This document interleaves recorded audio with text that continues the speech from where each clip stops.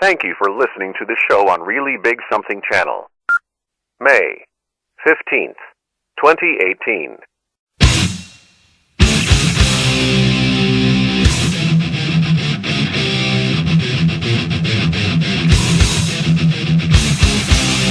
Warning: The Savage Nation contains adult language, adult content, psychological nudity. Listener discretion is advised.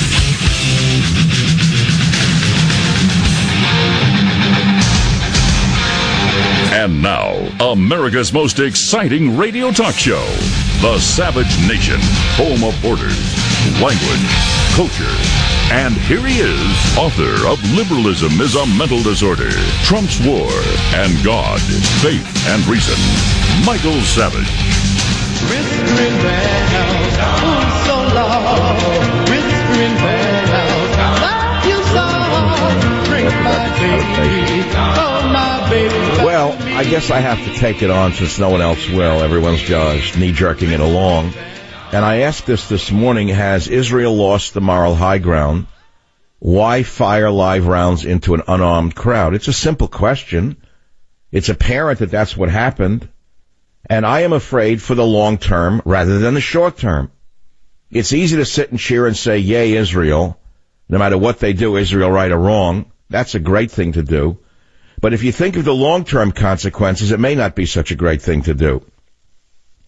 I will make a prediction, and I hope I'm 100% wrong, that you are going to have attacks upon Jewish people around the world as a result of this insanity of having sharpshooters in Israel firing into a crowd. I've never seen anything like this. And by the way, if you read the Jewish teachings, if you actually follow the Jewish teachings, you will agree with me. Yesterday I said on this program that what Israeli troops were doing to quell the riots at their border was dead wrong. Many of you took issue with this, comparing it to us protecting our own borders here in the U.S. of A. But it is not the same thing. We do not fire live ammunition on people trying to come over our border. And that's not what's happening in Israel. And because of this, they are losing the moral high ground around the world. Pay attention to what I'm about to tell you. There's precedence throughout history that actions like those taken by Israel lead to revolution. The American Revolution is one of those things. Do you remember the Boston Massacre? March 5th, 1770, British troops fired into a crowd of people who were heckling a British soldier and throwing snowballs at him. Little thing like that. Well, this caused intense public protest and threats of violence and caused the removal of British troops from Boston. But it was the spark of the American Revolution. The British erred again, and their empire started to crumble when in 1919 in India, the massacre of Amritsar in the Punjab region killed several hundred people and wounded many more. The British fired into an unarmed crowd of Indian protesters. This was the prelude to the rise of Gandhi and the rise of Indian nationalism and the eventual independence from Britain. And don't think yesterday's actions in Israel could not have the same effect. On a day that Israel was supposed to be celebrating, they committed acts that were unnecessary and which could turn the rest of the world against them. Again, I ask, why would they use live rounds? Why not rubber bullets? Pat Buchanan pointed out a fair point in an article today when he wrote, while the Israelis are the most powerful nation in the region, how long can they keep 2 million Palestinian Arabs confined in the penal colony that is the Gaza Strip? How long can they keep the 2 million Palestinians of the West Bank living in conditions even Israeli leaders have begun to compare to apartheid? History teaches us that people forced to survive in such conditions eventually rise in rebellion and revolution, take revenge, and exact retribution for what was done to them in their own, close quote. The actions taken yesterday in Israel may have escalated the tension enough to bring on that rebellion and turn enough countries against Israel that this comes back to hurt them in ways they could never imagine. This certainly could have been done quietly and not having shoved it in the face of people who feel just as strongly about what they consider to be sacred. Not only that, but these are people who feel they have no home. And no matter what you feel about the Palestinians, they do not deserve to be shot at when they are unarmed. No group of people does. That is my position. I recognize this is an extremely unpopular position, especially with my audience. I am not, let us say, ignorant of my own audience. My audience, as large as it may be, is very diverse. But a large percentage of my audience, which we call in the ratings game the P1s, are evangelical Christians who would disagree with me, and Orthodox Jews who would disagree with me. But I report to a higher power. I do not report to the demographics of my show. I do not report to the ratings book. I do not put my finger up with spit on my finger to see which way the wind blows. I report to a higher power. I also respect the teachings of my own Bible. And if I read my own Bible or the Christian Bible, what the Israelis did by firing into that crowd was not only political suicide, but it was inhumane. I know you're going to disagree with me, and that's fine. That's what makes for freedom of speech. That's what makes for talk radio. But you have to give me credit for at least standing up for what I believe in. If you don't give me credit for that, and you want a name call, will you do me a favor and not listen to the show? Because I'm not going to take your call. If you call and start saying things to me that you're saying on Twitter because you're a bunch of pajama-clad cowards, go ahead, but not on this show. Save it for Twitter where you can get away with your cowardice, making up stupid things about me that are not true. This is my opinion. I believe Israel has lost the moral high ground. And believe me, I am not alone on this. There are very highly placed Israeli leaders who are as patriotic as Benjamin Netanyahu, if not more so, who agree with me. I can name a few. One would be Ehud Barak. You may not know who he is, but he's a very brave former general. He is also the head, I believe, of the Peace Now movement, who I generally disagree with. The Israeli left probably agrees with me. But they're not insignificant. They're a large, significant part of the Israeli population. So the fact is that we have to discuss this. It's very easy to sit in Brooklyn and say, yay, Israel. Yay, Israel. Israel all the way. We're shoulder to shoulder with Israel. You can say that all you want. But when you have 4 million people who don't agree with you, who are willing to die for their cause because they have no reason to live, then you better rethink about using live ammunition on what is target practice. It's that simple. The phone number is 855-400-7282. Let the wars begin. WABC, Lena, line 2, you're on the Savage Nation. Agree or disagree? I agree totally, Michael. I think it's disgusting what they did.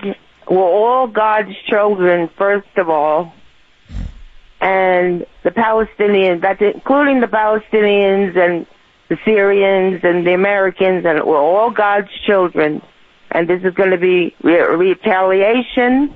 That's correct. You're going to, and I hate to have to say it, but in the past, when you saw Arabs attacking Jews who were unarmed in the streets, whether it was in Brussels or in France, we were all appalled. Now they're going to say that they're justified in doing it because of this, Lena. That's right. And Michael, I would like to say, do you remember a few years back when a 22-year-old American girl in Palestine came to Palestine to try to save a doctor's house, the only doctor in town, and they ran her over with a bulldozer she stood in front of the house and they ran. Well, but she was provoking. She did it on purpose to get run over. She's typical of the Berkeley American left. They get in your face. And she did it to be a martyr. I understand that. But this is a massacre on another scale. Do you know how many Palestinians were killed yesterday and the day before? Do you know how many were wounded? Do you think the world is blind to this? I mean, just because we hear rah rah sis boom bah coming out of the American echo chamber of the media, have you heard anyone criticize this in the American media? I have not. I'm a man alone. Do you know I'm the only one in the media daring to say this was wrong? Of course you are, because you're the only one that you're a humanitarian, you know. And it's disgusting what they could have. I mean, the tear gas was enough. Why couldn't they use water hoses, for example, for crowd control? Water hoses can repel any number of people. Why could they not use powerful water hoses? Why couldn't they tear gas the mob? What do you mean shoot? I never heard of a sovereign nation having people with sniper rifles shooting into an unarmed crowd. Sick. It's sick Michael, and it's not going to stop.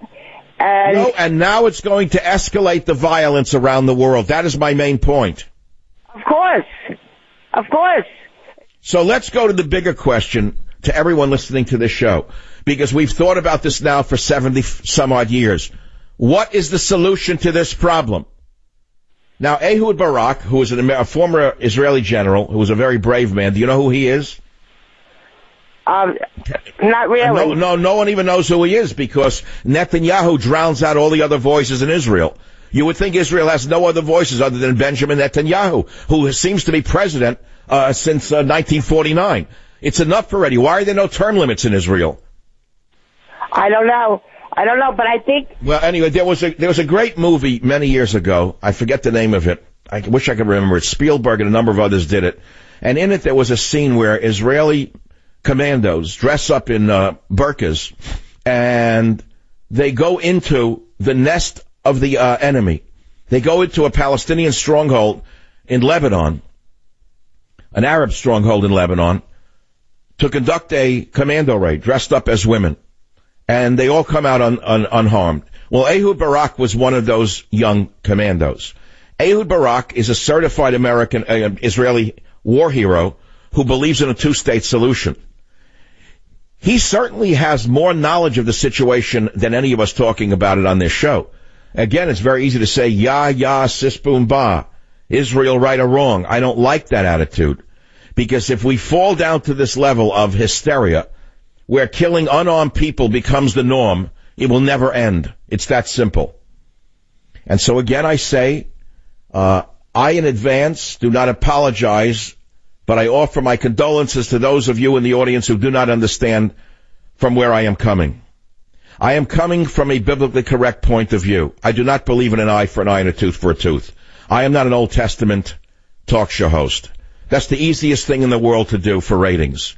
Get up there and make believe you're a tough guy and say kill them all. Get up there and say Israel right or wrong. Get up there and say bomb them, kill them. I don't do that. It's the easiest thing in the world to do. I am the greatest supporter of Donald Trump in the American media, and I've been for as long as anybody, if not longer than most. However, I'm also willing to say when I think his policies are not correct, as I did when he launched missiles into Syria. I thought it was an unnecessary provocation that I feared could lead to a confrontation with Russia. And I said so on this show. And guess what?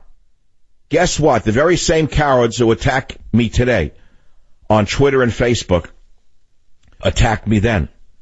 But Donald Trump didn't attack me. Donald Trump invited me into the White House with great respect. Because one thing Donald Trump respects, and you know what that is? Honesty. He also respects bravery.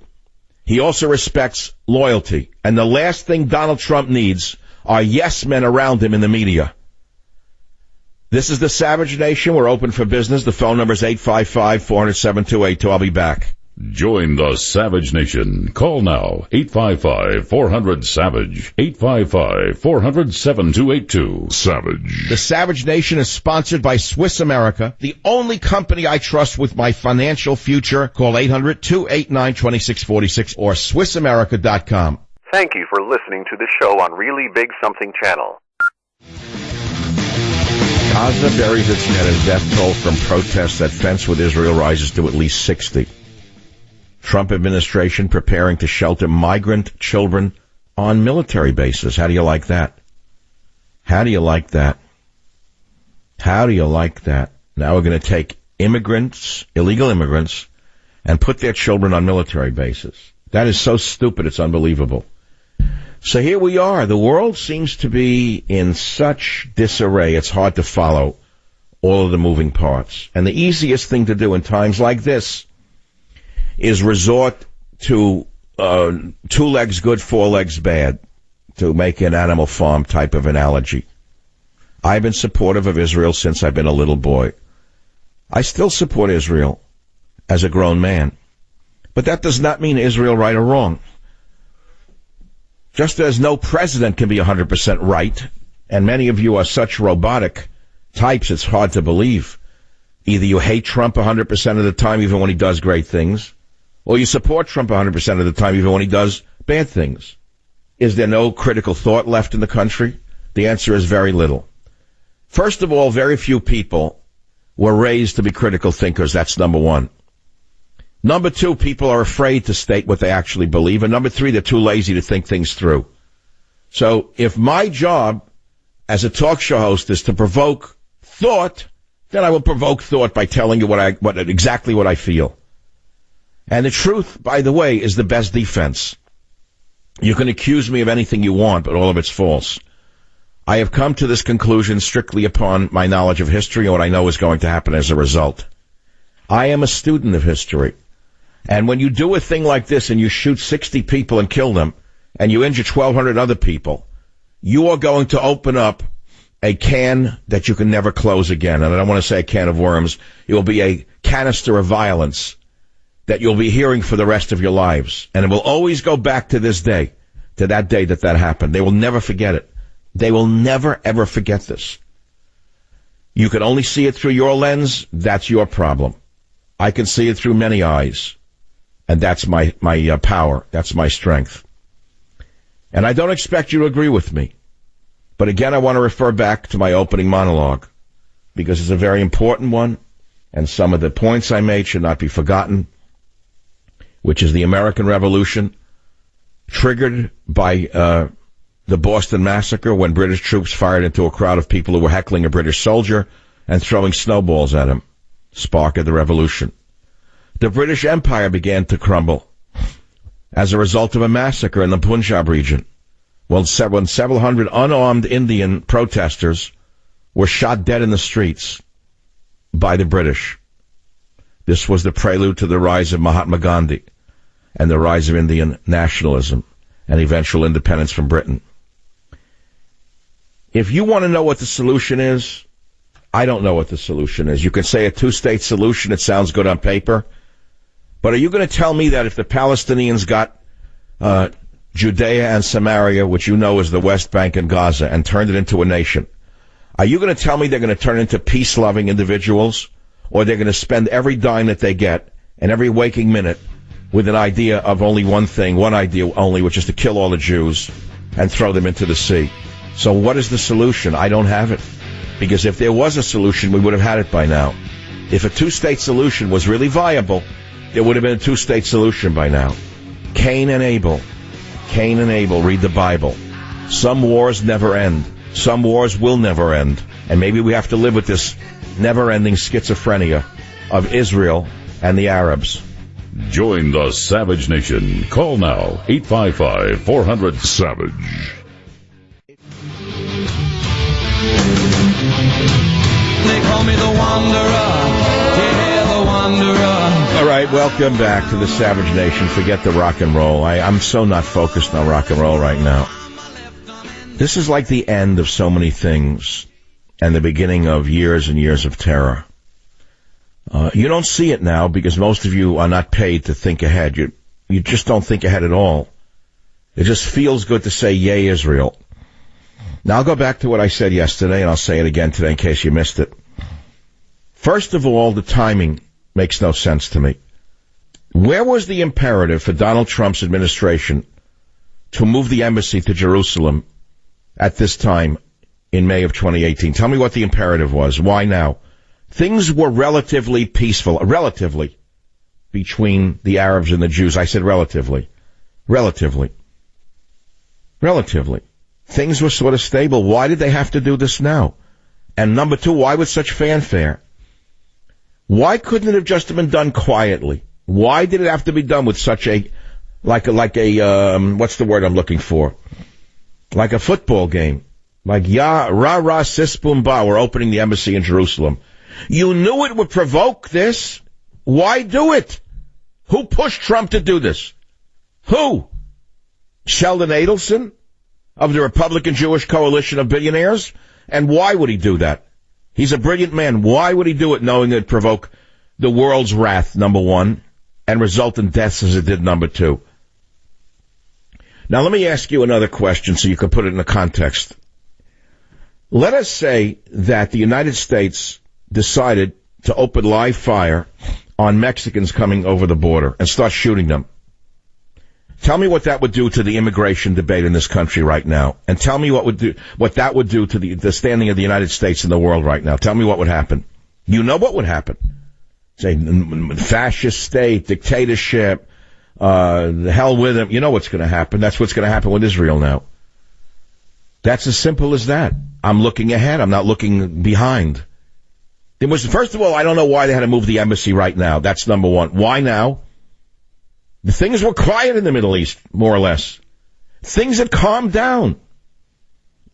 Who pushed this for now? Who in the administration pushed it for right now? And where is the advantage to the United States in doing this? Let's start with Machiavellian questions. Let's start with pragmatic Machiavellian questions.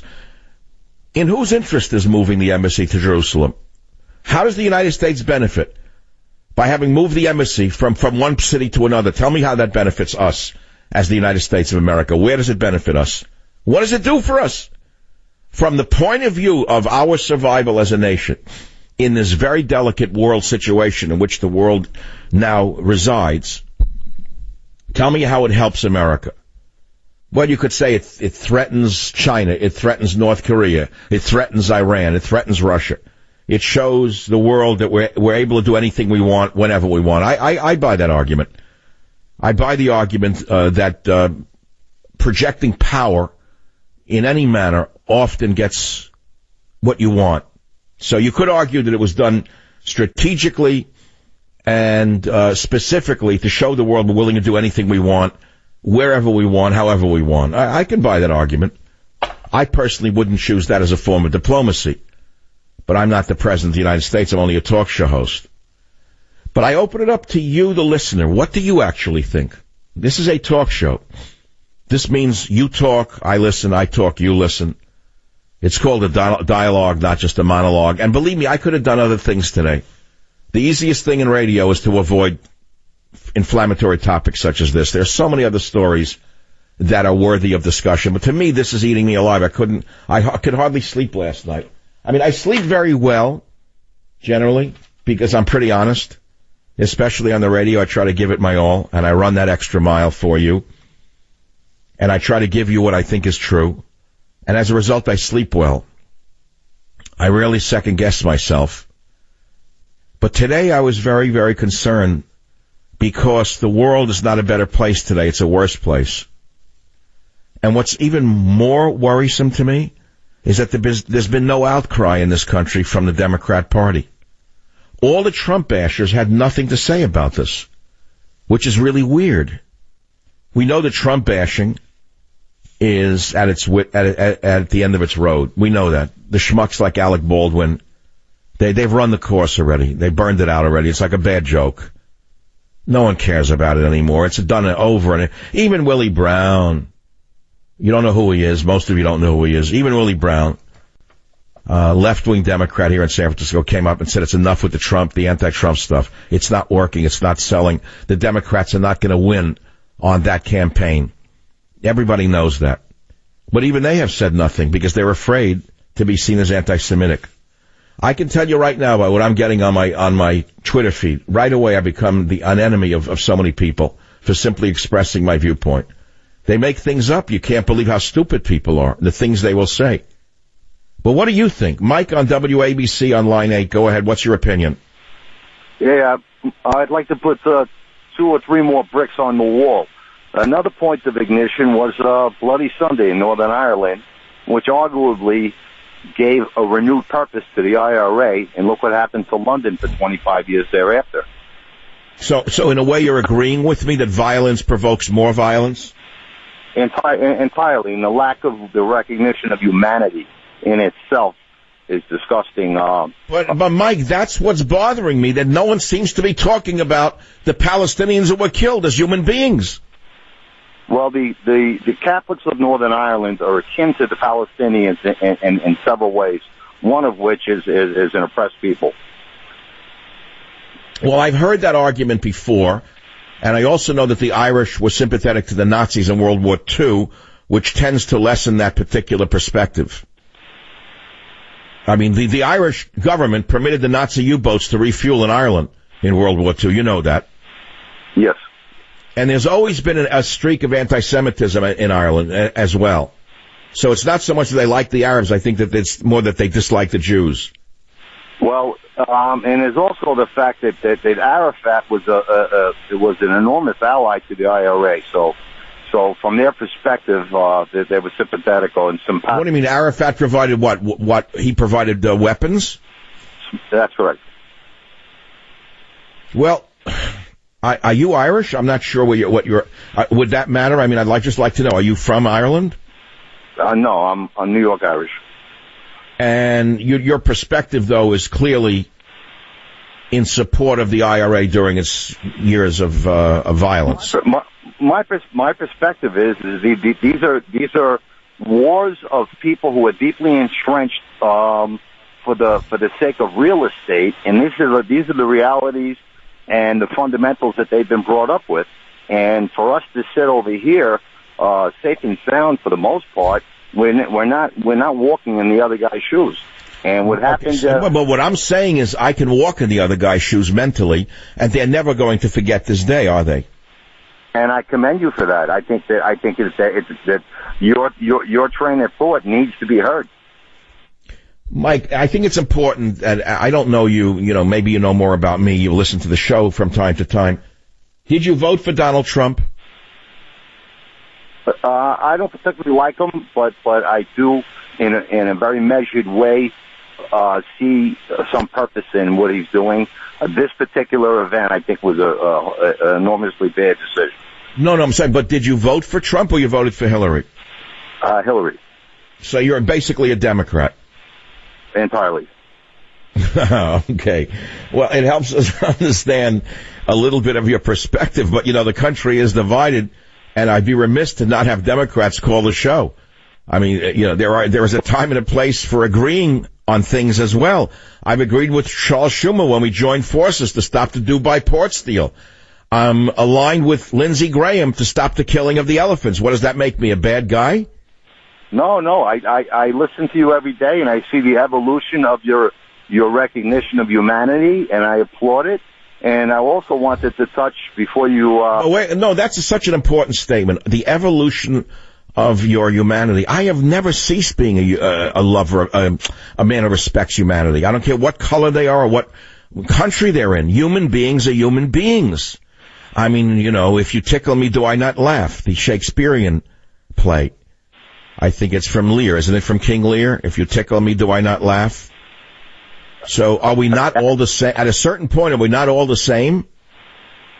In God's eyes, we are all the same. We're all brothers and sisters. How does this end in your mind as a humanist, if you want? I don't like the word humanist. A man who can feel the other man's pain or suffering, which obviously you're expressing, but it sounds to me like you're capable of inflicting pain if you need to yourself. I don't think that you're the type that shies away from defending yourself, for example. If I can read anything in the tenor of your voice, how would you resolve the Middle East problem between Arabs and Jews? Well, from the perspective of a world leader, if I had the authority and the soapbox of a world leader, and if I was empowered to do so, I would insist on a two-state solution, or I'd boycott Israel. Between the settlements and between the lack of recognition of where the perspective in which these people are coming from, it's where we're going nowhere. Now, it's hard to love the Palestinians because of the terror and the buses and the flagrant, blatant murder, just a wholesale, mindless murder. It's hard to fall in line with their perspective. But if you rise above that, and you see, now that's the most interesting point from my point of view. The reason the Palestinians are still stateless is because they've never had a leader who was able to lead them. You can't lead people by preaching violence and destruction of the other people. That's not leadership. That's not going to get them what they want. The only thing that could ever give the Palestinians what they want is a Gandhi, and they've never had a Gandhi arise, because if he did arise, they'd kill him. If a man of peace ever arose if a modern man or woman arose amongst the Palestinians who preached peace, not war, who preached love, not hate, who preached nonviolence, that person would be assassinated by the Palestinian leadership because they would never permit that, because inherent in their worlds, in their mindset, is that of violence and murder. That's the reason that they're still imprisoned with as a stateless people. But I think the only solution for this problem is for a Gandhi to arise amongst the Palestinians. What do you think of that? I thoroughly agree with you, and unfortunately, I simultaneously believe he'd be murdered in very short order. So you agree with the whole state, right? They would never permit a Gandhi to rise. Well, I'm glad we had this conversation, and I'm going to send you God, Faith, and Reason if you'd like to read it. It's a great book which I wrote, and it's apolitical. It's something from at a higher place and a higher plane. But I've never forgotten my teachings. And one of the key teachings of the Jewish religion is to not take pleasure in the destruction of your enemy, because it'll turn you into a bestial man. And I think that we are living in an amoral time where people have forgotten any of the teachings of their religion, by and large. I think there is no morality left in the world at any level. And I think we are seeing it on every level. And unfortunately, well, maybe fortunately for you, but there's a headline now on Drudge that is very disturbing. North Korea threatens to cancel Trump's summit. And the reason behind that I will explain in a moment on the Savage Nation. Join the Savage Nation. Call now, 855-400-SAVAGE, 855-400-7282. Savage. The Savage Nation is sponsored by Swiss America, the only company I trust with my financial future. Call 800-289-2646 or SwissAmerica.com. Thank you for listening to the show on Really Big Something Channel.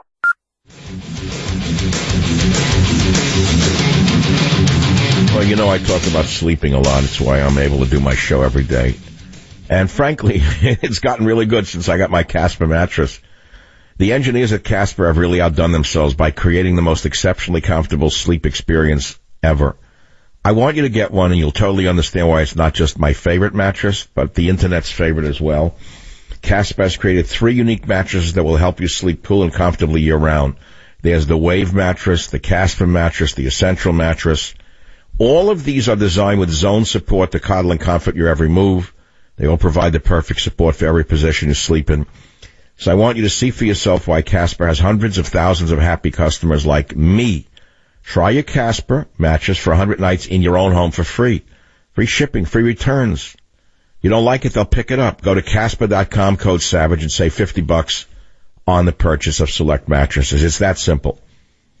You want to sleep well? Go to Casper.com, code SAVAGE to save $50. Terms and conditions apply. See site for details.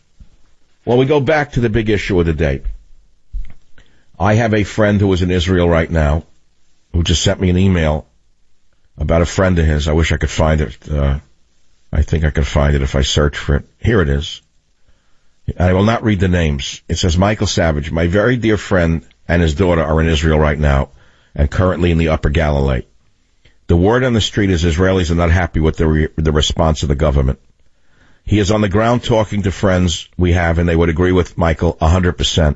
Rubber bullets should have been used. Live ammo, no.